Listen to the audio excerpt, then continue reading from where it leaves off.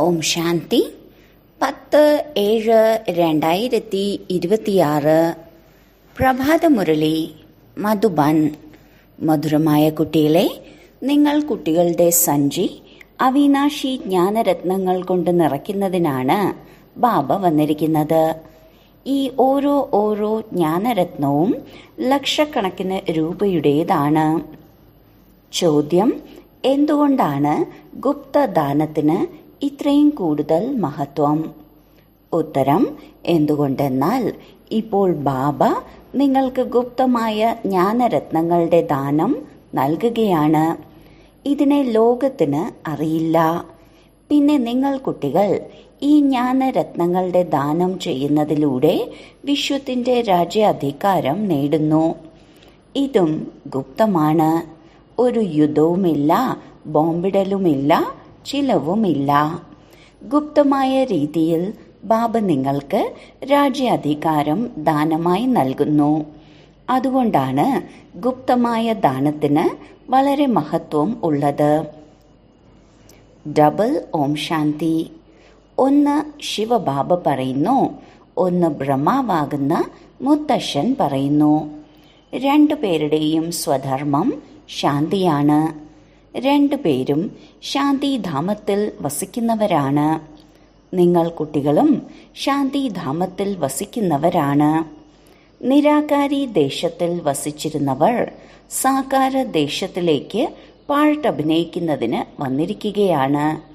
എന്തുകൊണ്ടെന്നാൽ ഇത് ഡ്രാമയാണ്. കുട്ടികളുടെ ബുദ്ധിയിൽ ഡ്രാമയുടെ ആദിമധ്യ അന്ത്യത്തിന്റെ ജ്ഞാനം നിറഞ്ഞിട്ടുണ്ട്. ആദ്യം മുതൽ അവസാനം വരെയുള്ളത്. ഉയർന്നതിലും ഉയർന്നത് ഭഗവാനാണ്. ഭഗവാനോടൊപ്പം കുട്ടികളും. ഈ കാര്യങ്ങൾ നല്ല രീതിയിൽ മനസ്സിലാക്കൂ. നിങ്ങളിലല്ലാതെ മറ്റാരിലും ഈ ജ്ഞാനമില്ല. ഈശ്വരീയ വിദ്യാലയത്തിലാണ് നിങ്ങൾ പഠിക്കുന്നത്. ഭഗവാനുവാച, ഭഗവാൻ ഒന്നാണ്. 10-20 ഭഗവാനൊന്നുമില്ല. എത്ര ധർമ്മങ്ങളുണ്ടോ അതിലെത്ര ആത്മാക്കളുണ്ടോ സർവരുടെയും അച്ഛൻ ഒന്നാണ്. പിന്നീട് ബാബ സൃഷ്ടി രചിക്കുമ്പോൾ പറയുന്നു പ്രജാപിത ബ്രഹ്മാവ്. ശിവനെ പ്രജാപിതാവെന്ന് പറയില്ല. പ്രജകൾ ജനന മരണത്തിലേക്ക് വരും. ആത്മാക്കൾ സംസ്കാരത്തിന് അനുസരിച്ച് ജനന മരണത്തിലേക്ക് വരുന്നു. പിന്നെ പ്രജാപിത ബ്രഹ്മാവിനെ വേണം. പാടുന്നുണ്ട്, പരംപിത പരമാത്മാവ് പ്രജാപിത ബ്രഹ്മാവിലൂടെ രചനകളെ രചിക്കുകയാണ്. ബാബയെ വിളിക്കുന്നുണ്ട്, പതിത പാവന വരൂ. എപ്പോഴാണോ ലോകം പതിതമാകുന്നത്, അതോടൊപ്പം ഇതിന്റെ അവസാനമാകുന്നത്, അപ്പോഴാണ് പതിതരെ പാവനമാക്കുന്നതിന് ബാബ വരുന്നത്. ഇപ്പോൾ നിങ്ങൾ മനസ്സിലാക്കി, ബാബ വരുന്നത് ഒരു തവണയാണ്, മറ്റൊരു സമയത്തും വരുന്നില്ല. ഇപ്പോൾ നിങ്ങൾക്ക് മുഴുവൻ ജ്ഞാനവും ലഭിച്ചു. നിങ്ങൾ ഡ്രാമയിലെ അഭിനേതാക്കളാണ്. ഡ്രാമയിലെ അഭിനേതാക്കൾക്ക് ഓരോരുത്തരുടെയും പാർട്ടിനെക്കുറിച്ച് തീർച്ചയായും അറിവുണ്ടാവും. അത് പരിധിയുള്ള ചെറിയ ഡ്രാമയാണ്. അതിനെക്കുറിച്ച് എല്ലാവർക്കും അറിയാം. നിങ്ങളും കണ്ടിട്ട് വരുന്നുണ്ട്. ആഗ്രഹിച്ചാൽ എഴുതാനും കഴിയും, ഓർമ്മിക്കാനും കഴിയും. കാരണം ചെറുതാണ്. ഇത് വളരെ വലിയ പരിധിയില്ലാത്ത ഡ്രാമയാണ്. ഇതിൽ നിങ്ങൾ സത്യുഗം മുതൽ കലിയുഗത്തിന്റെ അവസാനം വരെ അറിഞ്ഞു കഴിഞ്ഞു. ഇപ്പോൾ നിങ്ങൾ കുട്ടികൾക്കറിയാം, നമുക്ക് പരിധിയില്ലാത്ത ബാബയിലൂടെ പരിധിയില്ലാത്ത സമ്പത്ത് ലഭിക്കുകയാണ്.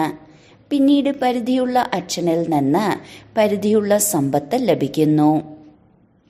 ബാബ മനസ്സിലാക്കി തന്നു, പൂർവജന്മത്തിൽ ആരാണോ ദാനപുണ്യം ചെയ്തത് അവർ ഒരു ജന്മത്തേക്ക് രാജാവായി മാറും. അടുത്ത ജന്മത്തിലും രാജാവായി മാറുകയില്ല. നിങ്ങൾ സത്യുഗത്തിൽ രാജാക്കന്മാരും മഹാരാജാക്കന്മാരുമായിരുന്നു. നിങ്ങളുടെ രാജ്യാധികാരം ഇല്ലാതായപ്പോൾ ഭക്തിമാർഗം വന്നു. പിന്നീട് കൂടുതൽ ദാനപുണ്യം ചെയ്യുമ്പോൾ വീണ്ടും രാജ്യാധികാരം ലഭിക്കും എന്ന് മനസ്സിലാക്കരുത്. പക്ഷേ അവർ വികാരി രാജാക്കന്മാരായിരിക്കും. നിങ്ങൾ പൂജ്യരായിരുന്നു. നിങ്ങൾ തന്നെ പൂജാരിയായി. അല്പകാലത്തിന്റെ സുഖമാണ് പിന്നീട് ഉണ്ടായത്. ദുഃഖം കേവലം ഇപ്പോഴാണുള്ളത്. ഇപ്പോൾ തമോ പ്രധാനത്തിലും നിങ്ങൾക്ക് സുഖമുണ്ട്. യുദ്ധത്തിന്റെയും വഴക്കിന്റെയും കാര്യമൊന്നുമില്ല.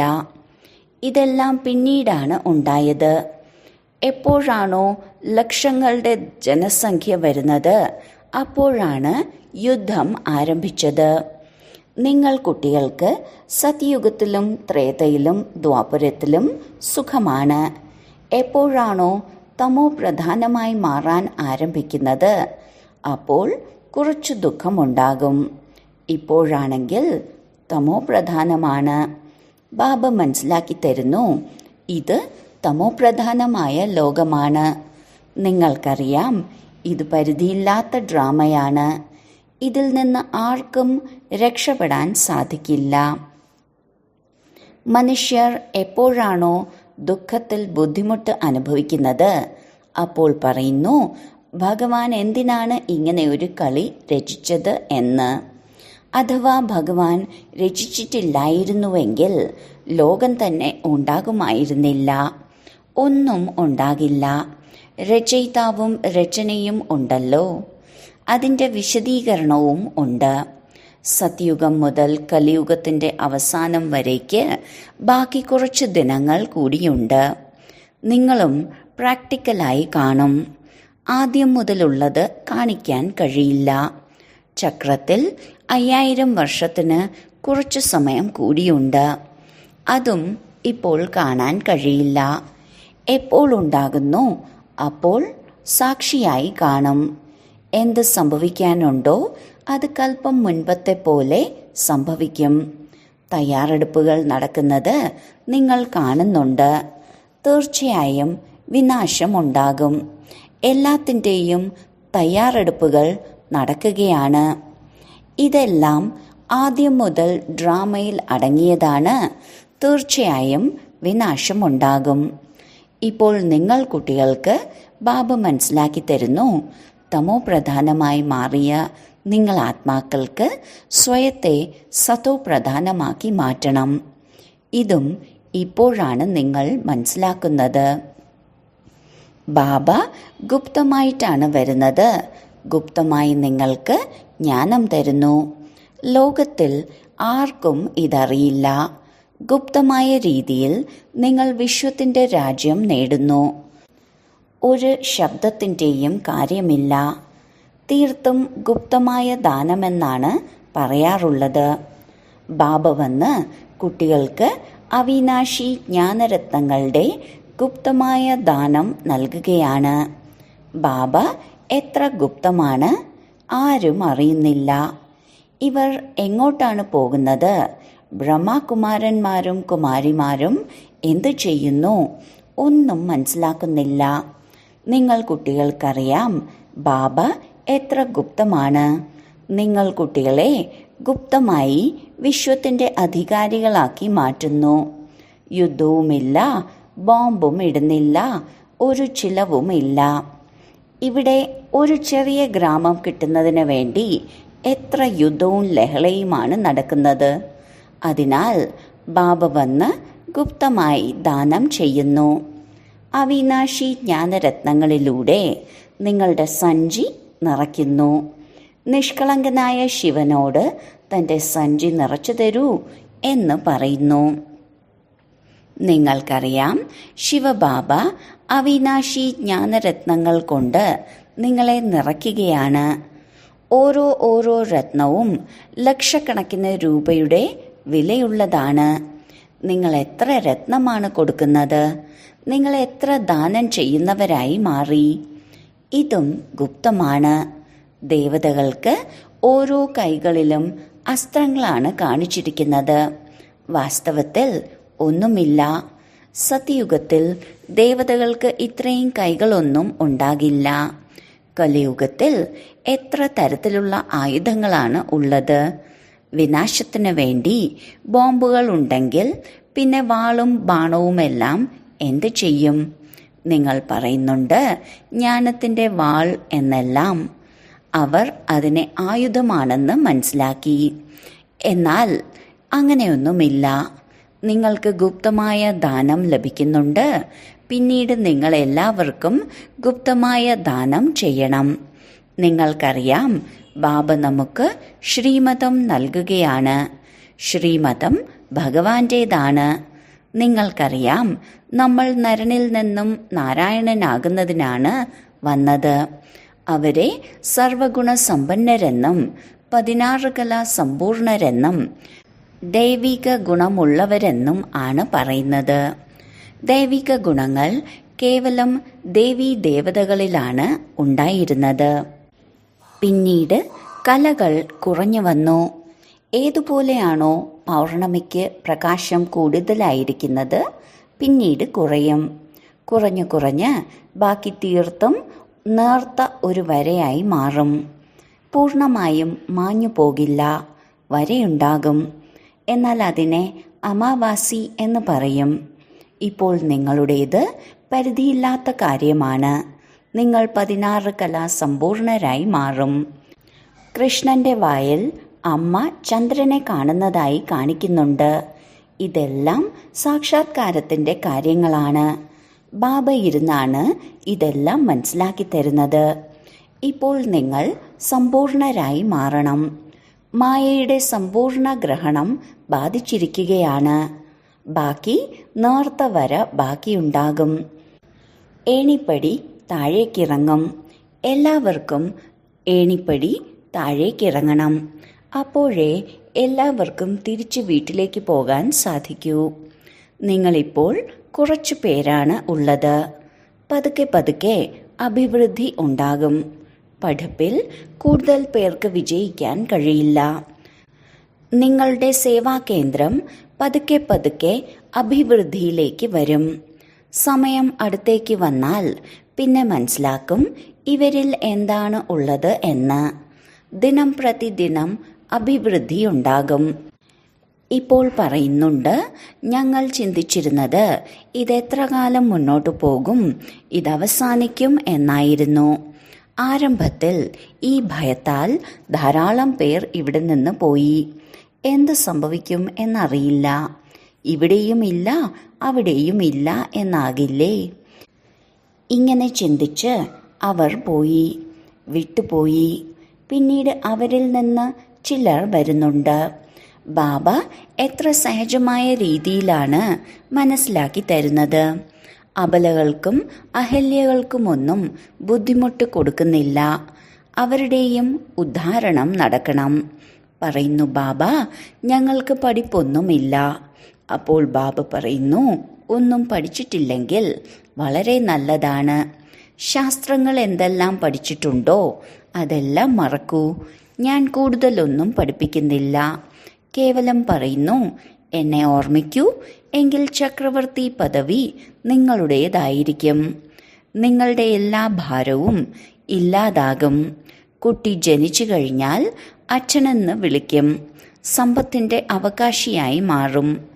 ഇവിടെയും നിങ്ങൾ അവകാശിയായി മാറുകയാണ്. ബാപ്ദാദയെ ഓർമ്മിച്ചാൽ രാജധാനി നിങ്ങളുടേതായിരിക്കും. അതുകൊണ്ടാണ് പാടിയിരിക്കുന്നത്, സെക്കൻഡിൽ ജീവൻ മുക്തി. ധനവാന്മാരുടെ പാർട്ട് അവസാനമാണ്. ആദ്യം ദരിദ്രർക്കാണ് അവസരം. അവരെല്ലാവരും സ്വയം വരും. ദരിദ്രരുടെയും ഉദ്ധാരണം ചെയ്യണം. കാട്ടാള സ്ത്രീയെക്കുറിച്ചും പാട്ടുണ്ട്. പറയുന്നുണ്ട്, കാട്ടാള സ്ത്രീയുടെ കയ്യിൽ നിന്നും രാമൻ ഇലന്തപ്പഴം കഴിച്ചു എന്ന്. വാസ്തവത്തിൽ രാമനും കഴിക്കുന്നില്ല, ശിവബാബയും കഴിക്കുന്നില്ല.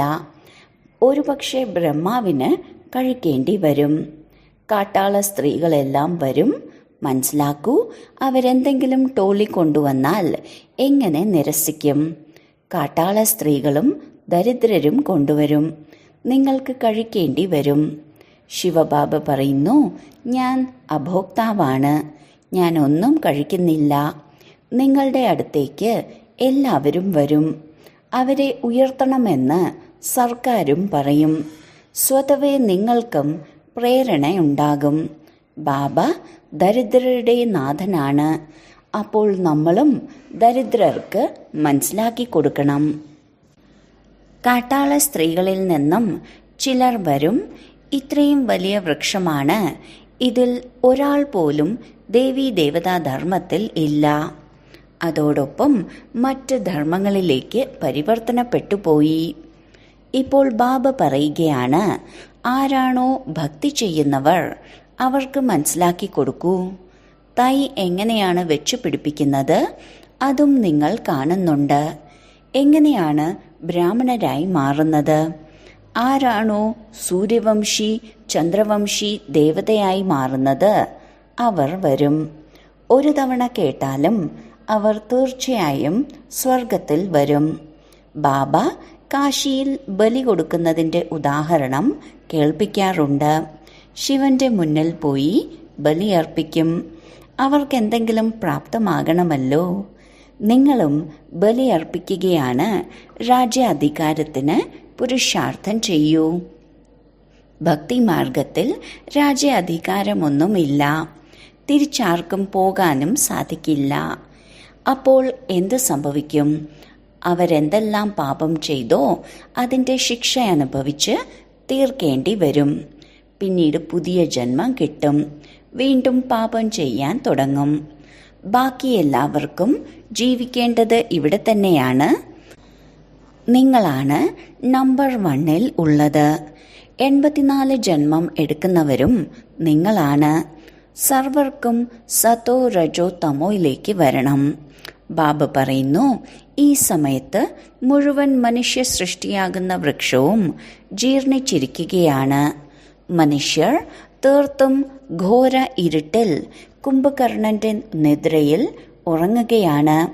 ഒരു കുംഭകർണനല്ല, അനേകമുണ്ട്. നിങ്ങൾ എത്ര മനസ്സിലാക്കി കൊടുത്താലും അവർ കേൾക്കില്ല. ആർക്കാണോ പാർട്ടുള്ളത് അവർ പുരുഷാർത്ഥം ചെയ്യും. അവർ മാതാപിതാവിന്റെ ഹൃദയത്തിൽ ഉണ്ടാകും. സിംഹാസനധാരിയായി മാറും. എത്രയോ പെൺകുട്ടികൾ ചോദിക്കുന്നുണ്ട്, ബാബ, കുട്ടികളെ വഴക്ക് പറയേണ്ടി വരുന്നു. ബാബ പറയുന്നു, അതിന് അത്ര കുഴപ്പമില്ല. നിങ്ങൾ വിളിക്കുന്നു, ഞങ്ങൾ പതിതരെ പാവനമാക്കൂ. ബാബ പറയുന്നു, കാമമാണ് മഹാശത്രു, ക്രോധമാണ് ശത്രു എന്ന് പറയാറില്ല. മാതാക്കളിൽ അത്രയുമില്ല. എന്നാൽ പുരുഷന്മാർ യുദ്ധം ചെയ്യുന്നു. ഇപ്പോൾ ബാബ നിങ്ങൾ മാതാക്കളെ മുന്നിൽ വച്ചിരിക്കുന്നു. വന്ദേ മാതരം. ഇല്ലെങ്കിൽ മാതാക്കളോട് പറയാറുണ്ട്, നിങ്ങളുടെ പതി ഗുരുവും ഈശ്വരനുമാണ്. അദ്ദേഹത്തിന്റെ നിർദ്ദേശത്തിലൂടെ നടക്കണം. വിവാഹത്തിന് ശേഷം ഉടൻ തന്നെ പതീതമാകുന്നു. ഇങ്ങനെയുള്ള ഈശ്വരനെയാണോ നിങ്ങൾക്ക് കിട്ടിയത്? ഇപ്പോൾ രാമരാജ്യത്തിന്റെ സ്ഥാപന നടക്കുന്നു. ബാക്കി എല്ലാവരും മരിക്കും. ബാബ മനസ്സിലാക്കി തരുന്നു, വിനാശകാലേ വിപരീത ബുദ്ധി, വിനാശകാലേ പ്രീതബുദ്ധി. നിങ്ങൾക്ക് പരംപിത പരമാത്മാവിനോടൊപ്പം പ്രീതബുദ്ധിയാണ്. നിങ്ങൾ ആത്മാക്കൾക്കറിയാം, ശിവബാബ ഇദ്ദേഹത്തിലേക്ക് വരുന്നു. ഇദ്ദേഹത്തിലൂടെ നമ്മൾ കേട്ടുകൊണ്ടിരിക്കുകയാണ്. ഇത്രയും ചെറിയ ബിന്ദുവാണ്. ഇത് ശിവബാബയുടെ താൽക്കാലിക രഥമാണ്. ഇദ്ദേഹത്തിലൂടെയാണ് രുദ്രജ്ഞാനയജ്ഞം രചിച്ചിരിക്കുന്നത്. അഭിവൃദ്ധി പ്രാപിച്ചുകൊണ്ടേയിരിക്കും. കുട്ടികളുടെ തുള്ളികളിലൂടെ തടാകം നിറയും. കുട്ടികൾ തൻ്റേതെല്ലാം സഫലമാക്കുന്നുണ്ട്. എന്തുകൊണ്ടെന്നാൽ അറിയാം, ഇതെല്ലാം മണ്ണിലേക്ക് പോകും, ഒന്നും ഉണ്ടാകില്ല. ഇതെല്ലാം സഫലമാകണമെന്ന് ചിന്തിക്കും. കുചേലന്റെ ഉദാഹരണമുണ്ട്. പെൺകുട്ടികൾ ബാബയുടെ അടുത്തേക്ക് ഒരു പിടി അരിയോ 6-8 രൂപയോ അയക്കാറുണ്ട്. ആഹാ, കുട്ടി, ബാബ ദരിദ്രരുടെ നാഥനാണ്. ഇതെല്ലാം ഡ്രാമയിൽ അടങ്ങിയതാണ്. വീണ്ടും ഉണ്ടാകും. ബന്ധനത്തിൽ ഉള്ളവരും ഉണ്ട്. ബാബ പറയുന്നു, ശിവബാബയുടെ കൂട്ടുകെട്ട് കിട്ടിയല്ലോ, നിങ്ങളും ഭാഗ്യശാലികളാണ്. മുക്തി, ജീവൻ മുക്തിയുടെ സ്ഥാനം ഒന്നാണ്. ശിക്ഷകൾ അനുഭവിച്ച് എല്ലാവർക്കും മുക്തിയിലേക്ക് പോകണം. ഇത് കണക്കെടുപ്പിന്റെ സമയമാണ്. എല്ലാവരും തിരിച്ചു പോകും. ഇത് പ്രിയതമന്റെ വിവാഹ സംഘമാണ്. എങ്ങനെയാണ് വിവാഹ സംഘം പോവുക? ഇതിന്റെ സാക്ഷാത്കാരവും കാണിച്ചു കൊടുത്തിട്ടുണ്ട്. നിങ്ങൾക്കല്ലാതെ മറ്റാർക്കും ഇത് കാണാൻ സാധിക്കില്ല. ശരി, വളരെ കാലത്തെ വേർപാടിന് ശേഷം തിരികെ കിട്ടിയ മധുരമധുരമായ കുട്ടികൾക്ക് മാതാവും പിതാവുമായ ബാപ്ദാദയുടെ സ്നേഹസ്മരണകളും സുപ്രഭാതവും. ആത്മീയ അച്ഛൻ്റെ ആത്മീയ കുട്ടികൾക്ക് നമസ്കാരം. ധാരണയ്ക്കുള്ള മുഖ്യസാരം: 1. ബാബയിലൂടെ ജ്ഞാനത്തിൻ്റെ ഏതൊരു ഗുപ്തമായ ധനമാണോ ലഭിക്കുന്നത്, അതിൻ്റെ മൂല്യം മനസ്സിലാക്കി ജ്ഞാനരത്നങ്ങൾ കൊണ്ട് തൻ്റെ സഞ്ചി നിറയ്ക്കണം. സർവർക്കും ഗുപ്തമായ ദാനം നൽകണം. 2. ഈ കണക്കെടുപ്പിൻ്റെ സമയത്ത് തിരിച്ചു വീട്ടിലേക്ക് പോകുന്നതിന് മുൻപ് തൻ്റേതെല്ലാം സഫലമാക്കണം. പ്രീതബുദ്ധിയായി മാറണം. മുക്തിയുടെയും ജീവൻ മുക്തിയുടെയും വഴി എല്ലാവർക്കും പറഞ്ഞു കൊടുക്കണം. വരദാനം: നിഷ്കളങ്കതയ്ക്കൊപ്പം സർവശക്ത അധികാരിയായി മായയെ നേരിടുന്ന ശക്തി സ്വരൂപമായി ഭവിക്കട്ടെ. ചിലപ്പോൾ നിഷ്കളങ്കത വളരെ വലിയ ദോഷം വരുത്തുന്നു. സരളത നിഷ്കളങ്ക രൂപം ധരിക്കുന്നു. എന്നാൽ നേരിടാനാവാത്ത വിധം ഇങ്ങനെ നിഷ്കളങ്കമാകാതിരിക്കൂ. സരളതയ്ക്കൊപ്പം ഉൾക്കൊള്ളുവാനും സഹിക്കാനുമുള്ള ശക്തി വേണം. ബാബ ഭോലാനാഥനോടൊപ്പം സർവശക്ത അധികാരിയാണ് എന്ന പോലെ ഇങ്ങനെ താങ്കളും നിഷ്കളങ്കതയ്ക്കൊപ്പം ശക്തി സ്വരൂപമാകൂ. എങ്കിൽ മായയുടെ വലയിൽ വീഴില്ല. മായ എതിരിടുന്നതിനു പകരം നമസ്കരിച്ചു പോകും. സ്ലോഗൻ: തൻ്റെ ഹൃദയത്തിൽ ഓർമ്മയുടെ കൊടി പാറിക്കൂ, എങ്കിൽ പ്രത്യക്ഷതയുടെ കൊടി പറക്കും. അവ്യക്ത സൂചന: ജ്വാലാ സ്വരൂപസ്ഥിതിയിൽ കഴിഞ്ഞ് ശക്തിശാലി ഓർമ്മയുടെ അനുഭവം ചെയ്യൂ. വിശേഷിച്ച് ഓർമ്മയുടെ യാത്ര ശക്തിശാലിയാക്കൂ. ജ്ഞാനസ്വരൂപത്തിൻ്റെ അനുഭവിയാകൂ. താങ്കൾ ശ്രേഷ്ഠാത്മാക്കളുടെ ശുഭവൃദ്ധി അഥവാ മംഗളവൃത്തിയും ശക്തിശാലി അന്തരീക്ഷവും അനേകം പിടയുന്ന, അലയുന്ന, കേഴുന്ന ആത്മാക്കൾക്ക് ആനന്ദം, ശാന്തി, ശക്തിയുടെ അനുഭൂതി ചെയ്യിക്കും. ഓം ശാന്തി.